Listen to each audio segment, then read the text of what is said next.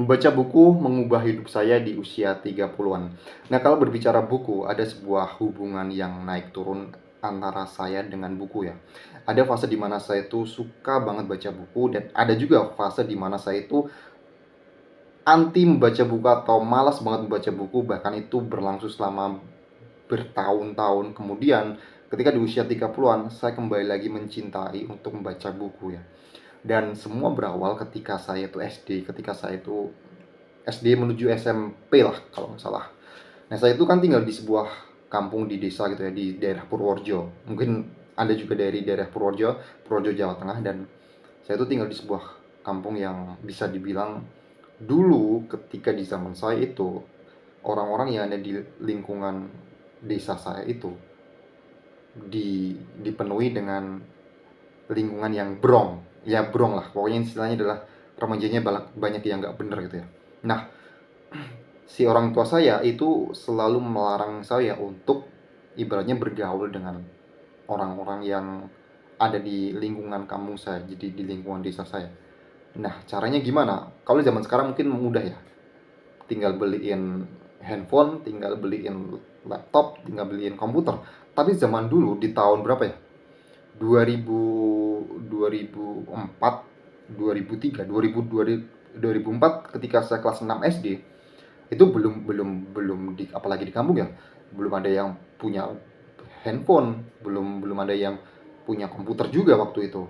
Dan cara orang tua saya agar anak-anaknya itu bisa ngendon di dalam rumah ketika pulang sekolah, si ibu saya, terutama ibu saya, itu menyewakan komik pada anak-anaknya. Dan kebetulan tempat bekerja si ibu saya ini deketnya tuh ada taman bacaan, saya masih ingat namanya Taman Bacaan Aladin.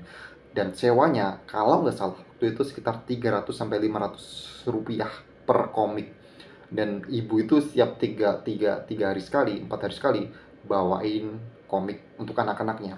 Dan saya ingat betul beberapa komik yang saya baca di zaman-zaman itu, kayak kayak 20th Century Boys, kemudian ada lagi yang kayak Dan Detective School yang pernah tayang di Indosiar kalau nggak salah.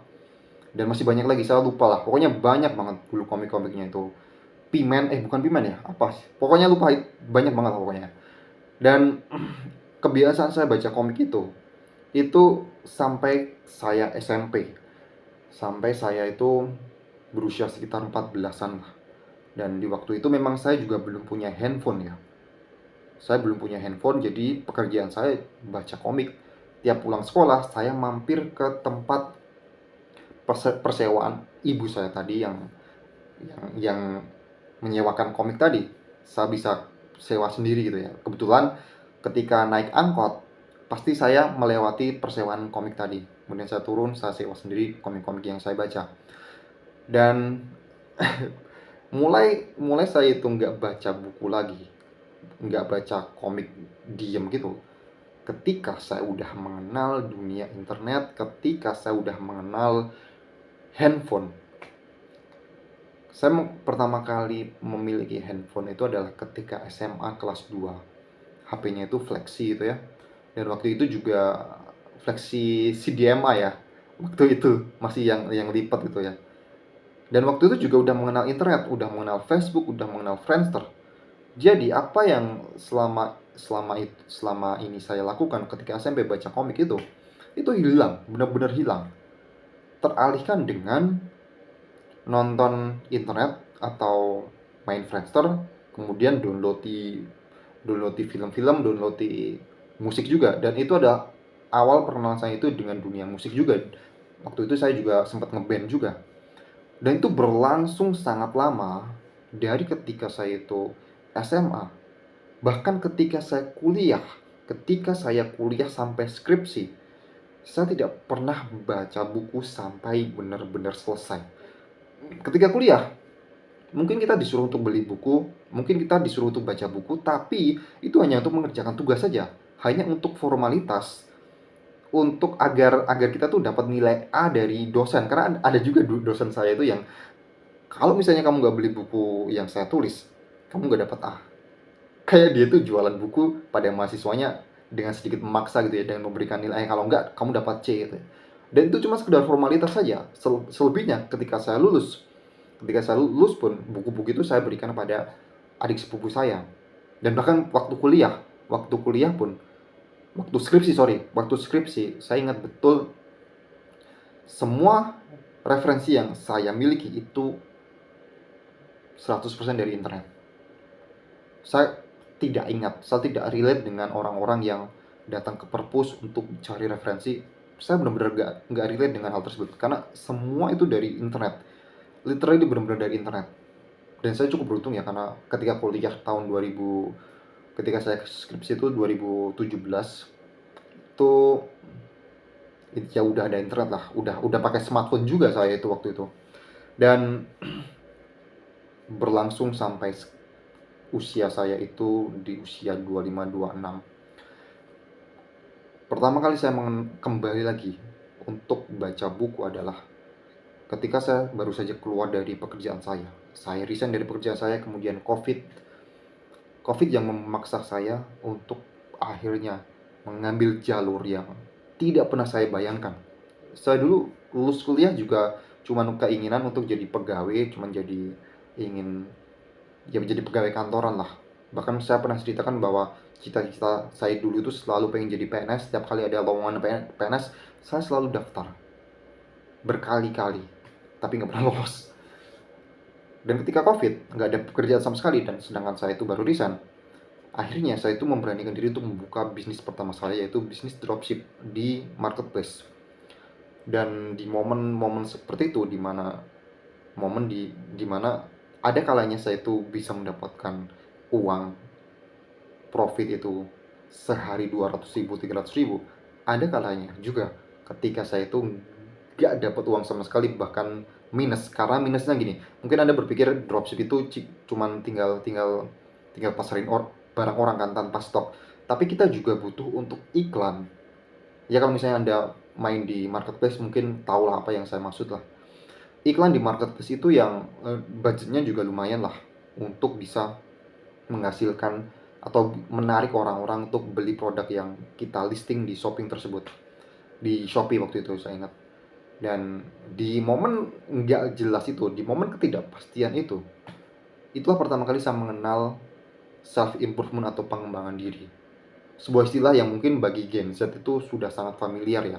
Buat orang-orang yang berusia 20-an atau remaja, udah mengenal udah mengenal self improvement, itu sangat-sangat bisa saya bilang beruntung lah. Itu kenal jauh dibandingkan diri saya. Dan kenapa saya memilih buku? Karena ketika saya mulai belajar untuk berbisnis, untuk mengambil jalan saya sendiri, dan di tengah ketidakpastian itu, saya butuh seseorang yang memandu saya butuh seorang mentor. Kalau saya kerjakan sendiri, kalau saya ibaratnya tuh kayak mikirin sendiri, itu susah banget. Dan untuk bisa mengundang mentor atau berguru pada orang, itu butuh biaya yang sangat besar ya. Untuk dapat ilmu itu butuh biaya yang besar. Sehingga satu-satunya cara yang sangat masuk akal saya lakukan, hanya dengan uang sekitar 100.000 saya bisa mendapatkan ilmu dari seorang mentor dengan buku. Dan salah satu karya buku yang saya baca awal-awal itu ada bukunya Denny Santoso yang List Building Mastery, kemudian bukunya Content Creator, di mana saya itu juga akhirnya berani untuk bikin konten di YouTube, berani ngomong depan kamera. Dan saya tidak pernah sama sekali ngomong langsung dengan Denny Santoso tadi yang saya bilang tadi, tapi dengan buku saya bisa menyerap apa isi kepala mentor saya tadi. Bukan mentor sih, Denny Santoso tadi. Saya belum officially sebagai anak didik dia lah. Dia bukan officially mentor saya. Tapi saya udah bisa mendapatkan apa isi otaknya dengan buku-buku yang udah dia tulis dan saya beli.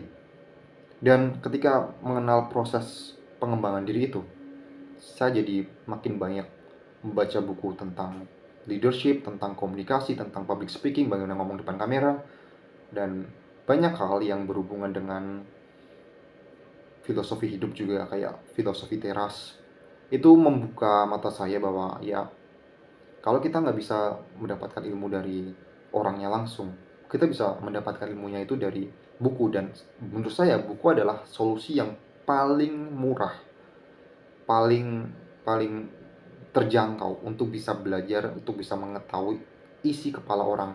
Dan bagi orang-orang yang butuh untuk agar bisa bisa lebih waras dalam menjalani hidup seperti yang saya dulu rasakan, dimana ketidakpastian itu yang saya itu jadi kayak, wah kalau nggak baca buku, nggak mendapatkan pegangan kayak gini tuh bisa nggak waras nih ya. Dan buku menyelamatkan diri saya, apalagi ketika berusia 30-an, di tengah ketidakpastian, di tengah kondisi Indonesia yang sekarang ini, di tengah orang-orang yang di usia 30-an udah jadi orang hebat, udah jadi orang terkenal, udah jadi orang sukses. Sedangkan di fase diri kita yang mungkin orang yang biasa-biasa saja, dengan membaca buku, dengan tahu bahwa ya katakanlah timeline orang berbeda-beda, yang saya baca juga dari buku, itu cukup memberikan kita sebuah sebuah pegangan atau sebuah pemahaman bahwa it's okay gitu ya. Dan saya cukup cukup cukup berterima kasih pada buku. Dan saya kembali lagi pada fase mencintai buku. Saya baca buku mulai dari saya beli Kindle Kindle yang Amazon itu, e-reader dari Amazon. Dan kemudian saya juga beli buku fisik juga, meskipun nggak banyak ya, tapi ya at least buku-buku yang ada di belakang saya ini saya baca berulang-ulang, sehingga apa yang udah saya baca itu nggak hilang. Dan yang jelas gini ya, mungkin Anda mau ngomong gini, kalau baca buku doang tapi nggak action itu percuma. Saya sangat setuju, saya sangat-sangat setuju. Karena ekstrimnya gini lah, kalau misalnya Anda itu baca buku tentang komunikasi, baca buku tentang bagaimana cara untuk berbicara dengan orang asing, Anda baca buku itu 3 kali, Anda baca ulang-ulang sampai khatam, tapi Anda nggak pernah praktek. Dibandingkan dengan, katakanlah gini, Anda datang ke sebuah klub, Anda datang ke sebuah tempat prostitusi, katakanlah seperti itu lah. Kemudian Anda di situ berkenalan dengan orang-orang, meskipun ini ada sebuah hal yang bisa dibilang negatif ya, tapi di situ Anda berkenalan dengan orang asing yang mungkin di bayangan Anda itu menyeramkan. Di tempat-tempat prostitusi bertemu dengan preman, kemudian kalau misalnya di klub malam Anda bertemu dengan yang orang-orang yang mungkin agak mabuk, atau mungkin orang-orang yang ya kalau Anda tahu lah kalau di klub malam itu stigmanya gimana gitu ya. Tapi ketika Anda, katakanlah Anda itu langsung terjun ke tempat tersebut tanpa harus baca buku, Anda itu bisa belajar 3 kali lipat lebih cepat dibandingkan ketika Anda baca buku. Dan saya sangat percaya itu. Yang lebih penting adalah actionnya. Tapi sangat jauh lebih baik ketika Anda itu action, Anda udah punya pegangan. Ini ada dua hal yang tidak bisa dipisahkan. Bukan berarti saya mengatakan bahwa baca buku nggak penting ya. Sangat penting, sangat-sangat penting. Nah, sama hanya gini lah, kalau misalnya di dalam konteks saya, dulu saya baca buku Content Creator Black Book, di mana waktu itu Denny Santoso mengatakan bahwa kamu harus berani ngomong depan kamera, kamu harus berani public speaking. Dan itu saya tidak langsung action, butuh waktu berbulan-bulan sampai akhirnya saya itu berani ngomong depan kamera kayak gini. Tapi at least saya udah punya alasan, punya motivasi khusus kenapa saya harus berani ngomong depan kamera. Ya karena saya baca buku ini, karena saya baca buku tadi. Jadi keduanya adalah dua hal yang sangat berkesinambungan dan penting banget untuk dilakukan. Meskipun nilai action itu jauh lebih besar dibandingkan hanya sekedar teori. Dan itulah bagaimana buku itu bisa mengubah hidup saya di usia 30-an sekarang ini. Mungkin Anda juga punya cerita tentang buku apa yang mengubah hidup Anda. Nah, kalau misalnya spesifik dikatakan begitu, mungkin saya nggak punya buku terbaik yang bisa mengubah hidup saya. Karena semua buku memiliki insight yang menarik yang saya kembangkan dalam berbagai banyak hal. Dalam hal kekurangan dalam diri saya yang cukup bisa saling melengkapi. Silahkan ceritakan pengalaman Anda tentang buku. Saya akan baca dan terima kasih sudah menonton video sampai sejauh ini 15 menit. Sampai jumpa di video berikutnya.